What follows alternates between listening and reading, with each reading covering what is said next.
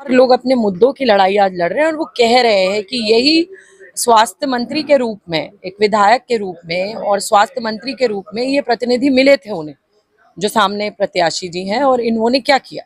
इन्होंने कोरोना में अपने घर के दरवाजे बंद कर दिए और मोबाइल स्विच ऑफ कर दिए। उनको इस तरीके से निकार देना और बुरे वक्त में साथ छोड़ देना जनता जानती है, सब समझ रही है। अब उनका वक्त है जवाब देने का। तब उन्हें जरूरत थी, आज इन्हें जरूरत है। जनता जवाब देगी।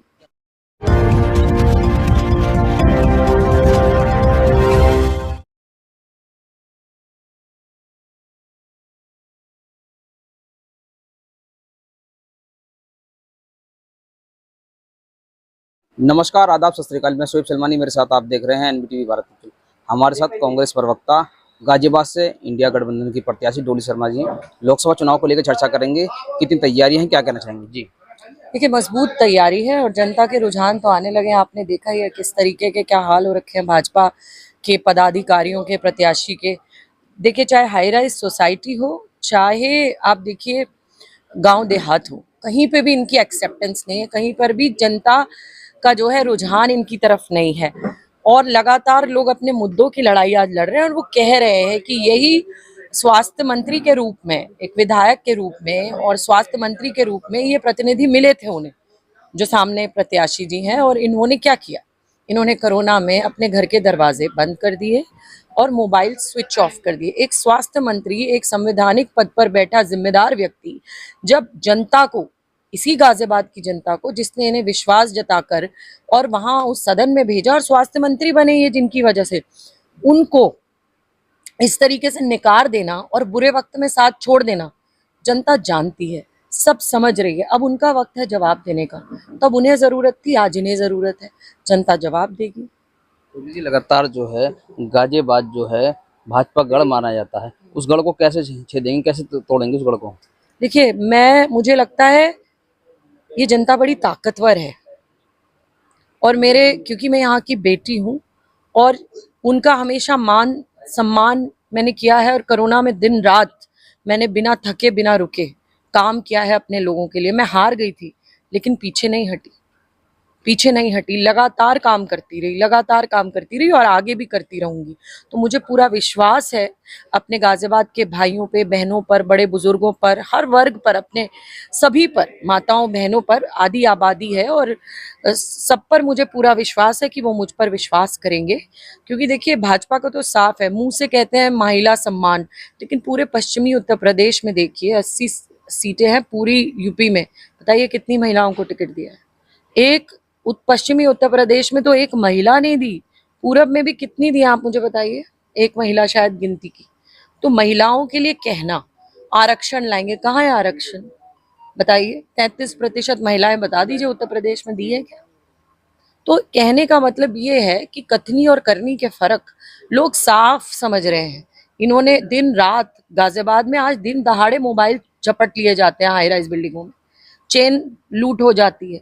आप देखिए, व्यापारियों की दुकानें लूट ली जाती है। अपराध बढ़ता जा रहा है, इतना बढ़ता जा रहा है कि महिलाओं के साथ अपराध में उत्तर प्रदेश नंबर 1 पर है। छीना झपटी, लूटपाट और व्यापारियों के साथ जो आज हो रहा है, छोटी ईडी छोटों के लिए और बड़ी ईडी बड़ों के लिए, आज जिस तरीके से उन पर प्रहार पे प्रहार किए जा रहे हैं, हर वर्ग की, चाहे किसान कह लीजिए, ठीक है, बहुत सारी बेल्ट है, मुरादनगर, लोनी, धौलाना, जहाँ किसानी होती है, खेती होती है, उन्हें एमएसपी मिल रही है क्या? उनके लिए तो आरसीसी की दीवारें बिछा दी उन्होंने, कीले लगा दी, ताकि देश का किसान अपनी मांग भी इनके सामने न रख सके। तो ये तानाशाही, ये डिक्टेटरशिप जो आज देश में चल रही है और संविधान कुचलने का काम जो ये लोग लगातार कर रहे हैं। बाबा साहेब अम्बेडकर संविधान के रचयिता थे और उनके संविधान को जो कुचलने का प्रयास ये लगातार कर रहे हैं, वो गाजियाबाद की जनता बिल्कुल सहन नहीं करेगी। गाजियाबाद की जनता अपने मुद्दों पर चुनाव लड़ेगी, ठीक है? और आप देखिएगा नतीजे बड़े सकारात्मक है, हमें पहले दिन से पता चल रहा है। भाजपा कह रही है रामराज की स्थापना कर दी है, पूरा देश, पूरा प्रदेश रामराज है, रामराज की स्थापना कर दी है, रामराज की सरकार चल रही है, जो जनता है वो रामराज पर वोट देगी। देखिए, भगवान राम, श्रीमद् भागवत में लिखा है, श्रीमद् भागवत गीता में लिखा है, कण कण में राम है। तुम में राम है, मुझ में राम है, हर जगह राम है। मेरी बड़ी आस्था है और मैं भगवान राम में बहुत विश्वास करती हूँ, ठीक है? लोग ये भी जानते हैं कि उनके नाम पर इन्होंने क्या किया। भगवान राम मर्यादा पुरुषोत्तम थे, जीवन भर उन्होंने एक मर्यादित जीवन जिया। इन्होंने, भाजपा वालों ने कहा था बेटी बचाओ, बचा रहे हैं बलात्कारियों। इन्होंने कहा था किसान के साथ, किसान को न्याय मिलेगा, किसान को अन्याय मिल रहा है। लगातार 750 किसानों की शहादत हो गई, मार पीट रहे हैं किसानों को, हत्या हो गई, मौत, इनकी पुलिस ने पीट पीट कर मार दिया अभी भी किसानों को। उसके बाद इन्होंने कहा था महंगाई भगाओ, तो महंगाई भगाओ बन गया महंगाई बढ़ाओ। ठीक है, आज हिंदुस्तान ऐसा देश बन गया जहां पढ़ाई पर, कॉपी किताब, स्कूल की किताबों, शिक्षा पर जीएसटी लग गई, पेंसिल रबर कॉपी इन पर जीएसटी लग गई, दूध दही चीनी चावल पर जीएसटी लग गई।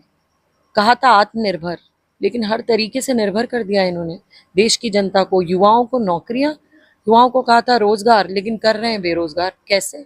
भर्ती घोटाले, पेपर लीक घोटाले। कितने युवा मेरे गाजियाबाद के, मेरे भाई बहन जिन्होंने आवेदन दिए थे, पेपर के लिए आवेदन दिए थे, भर्ती के लिए पर्चे भरे थे, लेकिन क्या मिला? क्या मिला? पेपर लीक हुए, करोड़ों रुपए कमाया उन पेपरों से, उन पेपरों के नाम पर, लेकिन क्या मिला? पेपर लीक, भर्ती घोटाले, ये लगातार इन्होंने किया है। तो जनता देख रही है और इस बार जवाब देगी, समय आ गया है। जी, लगातार आप देख रही होंगी कि लगातार भारतीय जनता पार्टी का कोई भी नेता होता है वो साफ ये कहता नजर आ रहा है कि एनडीए जो गठबंधन है, मोदी की गारंटी के बाद आपका 400 पार का नारा दे रहे हो, इंडिया गठबंधन क्या दे रहा है? 400 सीटों पे तो लड़ नहीं रहे हैं, तो 400 का नारा कैसे दे रहे हैं? और इंडिया, इस बार इंडिया की लड़ाई एनडीए से है। एनडीए क्या है? वो नॉन डेमोक्रेटिक अलायंस, जो देश के लोकतंत्र में विश्वास ही नहीं करते, ठीक है, जिनका डेमोक्रेसी में विश्वास ही नहीं, जो तानाशाही तरीके से रोज काम करते नजर आ रहे हैं। देश की जनता जवाब देगी इन्हें इस बार इन्हें पता चलेगा कि महंगाई बढ़ाने के क्या नतीजे होते हैं, महिलाओं के ऊपर अत्याचार करने के क्या नतीजे होते हैं। इन्हें पता चलेगा कि युवाओं को बेरोजगार करने के क्या नतीजे, इन्हें पता चलेगा छोटे और मध्यम व्यापारी को कुचलने का क्या नतीजा, इन्हें पता चलेगा कि किसान को आत्महत्या करने पर मजबूर करने का क्या नतीजा है। ब्राह्मण समाज से ही ताल्लुकात रखते हैं, साहिबाद से विधायक कैबिनेट मंत्री बना दिए गए हैं। आप भी ब्राह्मण समाज से आती है, क्या ब्राह्मण समाज सुनील शर्मा के कहने में भारतीय जनता पार्टी को वोट देगा या आपको वोट? देखिए, मेरा समाज मेरे साथ है और आज मेरे समाज की देन है, ब्राह्मण समाज की, जो मुझे उन्होंने इतना आगे बढ़ाया। और मेरे समाज के साथ साथ और सभी लोग, सबने मुझे आगे बढ़ाया। तो मुझे पूरा यकीन है, और जैसा कि मुझे मेरे परिवार से, ब्राह्मण समाज से आशीर्वाद मिल रहा है, और वो लोग खुद जगह जगह जाकर प्रचार कर रहे हैं, क्योंकि देखिए ब्राह्मण कभी अकेला नहीं चलता, ब्राह्मण सबको साथ लेकर चलता है।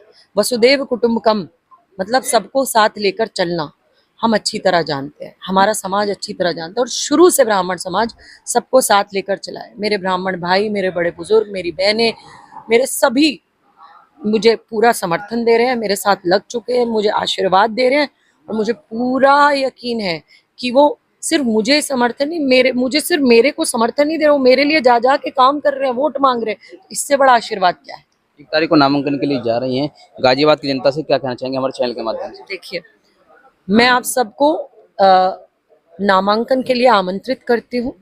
1 तारीख को सुबह 10 बजे नवयुग मार्केट अंबेडकर पार्क से हम लोग जो है नामांकन करेंगे। और दूसरी बात जो अहम है कि गाजियाबाद की जनता अपने मुद्दों पर, अपने बच्चों के रोजगार पर, शिक्षा पर, स्वास्थ्य पर, जो आज भी इतनी बड़ी जनसंख्या के बाद सिर्फ एक एमएमजी अस्पताल, लोनी में एक अस्पताल के नाम पे गोरख धंधा जो उन्होंने किया आज तक नहीं चला है। तो जिस हिसाब से जनसंख्या बढ़ी, क्या उस अनुपात से, मेरी हमेशा से ये कहती हूँ कि शिक्षा, स्वास्थ्य, स्वच्छता और सुरक्षा, हमें इन पर चर्चा करनी चाहिए। ये हमारे असली मुद्दे, इनसे हमारा भविष्य और हमारी आने वाली नस्लों का भविष्य जुड़ा हुआ है। तो हमारे खोड़ा में आज भी पानी नहीं है। हर घर जल की बात करने वाले खोड़ा को क्यों भूल जाते हैं? 15 साल से सांसदी यहाँ है, हर सांसदी के साथ साथ विधायकी यहाँ है, हर तरीके से क्या खोड़ा को पानी मिल गया? तो पानी, मैं अपने लोगों से कहना चाहती हूँ, पानी की निकासी, पानी की समस्या का मैं समाधान करूंगी। मैं अपने लोगों से कहती हूँ कि आपके स्वास्थ्य, ताकि कोरोना जैसी महामारी से मेरे परिवार को दोबारा, गाजियाबाद परिवार को दोबारा ना जूझना पड़े, नए अस्पताल बनवाने का हर विधानसभा वाइज काम करूंगी। मैं कहना चाहती हूँ, डिग्री कॉलेज, हमारे युवा भटकते हैं, दूर दूर जाते हैं, उनके लिए डिग्री कॉलेज हर विधानसभा वाइज खुलने चाहिए, ताकि बच्चे अपने भविष्य की तरफ अग्रसर हो, बड़े बड़े पदों पर जाएं, कुछ बने और इस गाजियाबाद का नाम रोशन करें। तो मेरे इस बार सीधी और साफ बात है, मेरे गाजियाबाद के लोग, वो मेरी प्रायोरिटी है। मेरे गाजियाबाद के लोगों के मुद्दे मेरी प्रायोरिटी है, वो मैं उन्हीं के लिए, उनके मुद्दों पर लड़ूंगी, काम करूंगी और जीत कर भी दिखाऊंगी, आप देखिएगा। कीर्ति प्रसाद डोली शर्मा जो गाजियाबाद से इंडिया गठबंधन की लोकसभा प्रत्याशी हैं और कांग्रेस की प्रवक्ता हैं, लगातार लोगों के लिए संघर्ष करती रहती है, अपने लोगों के बीच, हर समाज के बीच जाती रहती है। लगातार आपने देखा होगा कोरोना काल में भी डोली शर्मा घर नहीं बैठी, जबकि लगातार जो है गाजियाबाद की जनता स्वास्थ्य मंत्री अतुल गर्ग को पुकारती रही, मगर डोली शर्मा वहां नजर आई। साफ तौर पर कहना था डोली शर्मा का, मैं घर घर गई, लोगों की मदद करी, जितना मेरे से हो सका मैं करी, क्योंकि उन पर कोई ऐसा पद नहीं था, ऐसा दायित्व नहीं था, जनप्रतिनिधि नहीं थी वो, मगर उसके बावजूद भी लोगों के बीच रही। साफ तौर पर बेबाकी से हमारे सवालों का जवाब देती नजर आई डोली शर्मा। देखते रहिए एनबीटी भारत न्यूज, शोएब सलमानी के साथ।